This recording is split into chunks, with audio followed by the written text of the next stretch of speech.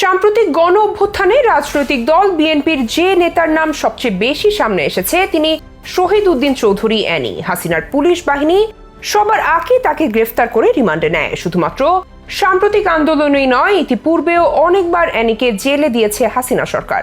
এর মূল কারণ বিএনপির বর্তমান নেতাদের মধ্যে অ্যানির সাংগঠনিক দক্ষতার বিষয়ে হাসিনার সরকারও অবগত ছিল। অন্যদিকে নেতা হিসেবে অ্যানি ব্যাপক জনপ্রিয়, তার চলন বলনেও আছে ক্যারিজম্যাটিক রাষ্ট্রপ্রধান জিয়াউর রহমানের ছাপ।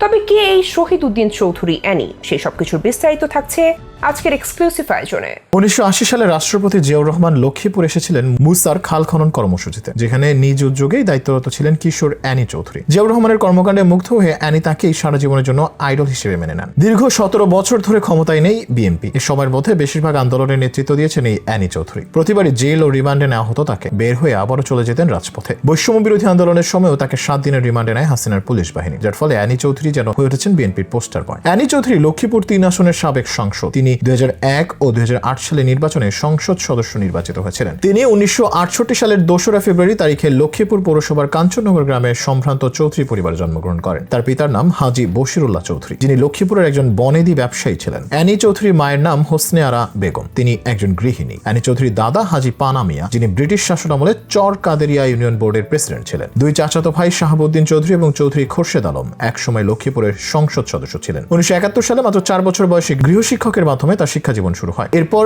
যথাক্রমে লক্ষ্মীপুর টাউন প্রাথমিক বিদ্যালয়, লক্ষ্মীপুর প্রাইমারি ট্রেনিং ইনস্টিটিউটে তিনি প্রাথমিক শিক্ষা গ্রহণ করেন। তিনি লক্ষ্মীপুর আদর্শ সামাদ সরকারি উচ্চ বিদ্যালয় থেকে বিজ্ঞান বিভাগে এসএসসি পাশ করেন এবং এইচএসসি সরকারি বিজ্ঞান কলেজ তেজগাঁও থেকে সম্পন্ন করেন। 1985-86 শিক্ষাবর্ষে তিনি ঢাকা বিশ্ববিদ্যালয়ের ফলিত রসায়ন এবং রাসায়নিক প্রযুক্তিবিদ্যা বিভাগে ভর্তি হন। 1988 সালে এই বিভাগ থেকে অনার্স এবং 1989 সালে এমএসসি ডিগ্রি লাভ করেন। 1993 সালে শিক্ষা ও গবেষণা ইনস্টিটিউট ঢাকা বিশ্ববিদ্যালয় থেকে ডিপ্লোমা ইন এডুকেশন সমাপ্ত করেন। 1983 সালে তিনি ঢাকা তেজগাঁও কলেজ ছাত্রদলের সদস্য হন। পরবর্তীতে তিনি সরকারি বিজ্ঞান কলেজ ঢাকায় ভর্তি হন এবং সেখানেও ছাত্রদলের রাজনীতির সাথে সম্পৃক্ত ছিলেন। 1985 সালে ঢাকা বিশ্ববিদ্যালয়ের শহীদুল্লাহ হল ছাত্রদলের সদস্য নির্বাচিত হন। 1987 সালে তিনি ছাত্রদলের সিনিয়র যুগ্ম আহ্বায়ক, 1988 সালে সাধারণ সম্পাদক নির্বাচিত হন। 1989 সালে তিনি জিয়াউর রহমান হল ছাত্র সংসদের জিএস নির্বাচিত হন। 1999 সালে তিনি সর্বোচ্চ ভোটে ডাকসুর সদস্য নির্বাচিত হন এবং 3 বার ঢাকা বিশ্ববিদ্যালয়ের সিনেটে ডাকসুর ছাত্র প্রতিনিধি হিসেবে প্রতিনিধিত্ব করেন। 1993 সালে তিনি ঢাকা বিশ্ববিদ্যালয়ের ছাত্রদলের আহ্বায়ক এবং 1993 সাল থেকে 1996 সাল পর্যন্ত যুগ্ম সাধারণ সম্পাদকের দায়িত্ব পালন করেন। 1996 সাল থেকে 1998 সালে তিনি কেন্দ্রীয় ছাত্রদলের সভাপতির দায়িত্ব পালন করেন। 1999 সালে বিএনপির কেন্দ্রীয় নির্বাহী কমিটির সদস্য নির্বাচিত হন। 2001 সালে 1 অক্টোবর 8ম জাতীয় সংসদ নির্বাচনে প্রথমবারের মতো তিনি লক্ষ্মীপুরের সদর 3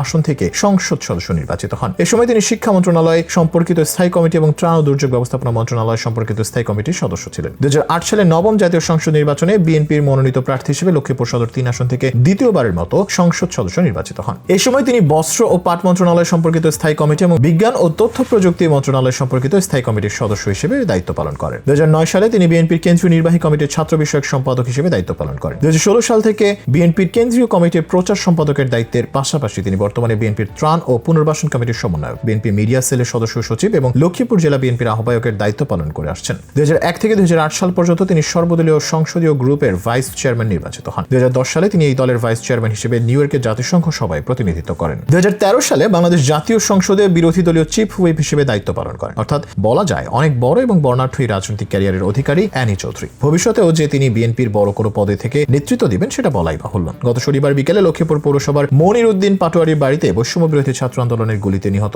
শিক্ষার্থী মোহাম্মদ সাব্বিরের স্বজনদের সঙ্গে সাক্ষাৎ শেষে অ্যানি চৌধুরী বলেন, অন্তর্বর্তীকালীন সরকারের প্রথম উপদেষ্টা ডক্টর মোহাম্মদ ইউনূস একজন অত্যন্ত সম্মানীয় ব্যক্তি। তিনি দেশবাসীর সামনে কথা বলেছেন, এই সরকারের সহযোগিতার মাধ্যমে সবাই মিলে একটা নতুন বাংলাদেশ গড়তে চাই। আমরা এই মুহূর্তে সবাইকে ধৈর্য ধারণ করার জন্য অনুরোধ করছি। এই সরকারকে সহায়তা করা এখন আমাদের কাজ।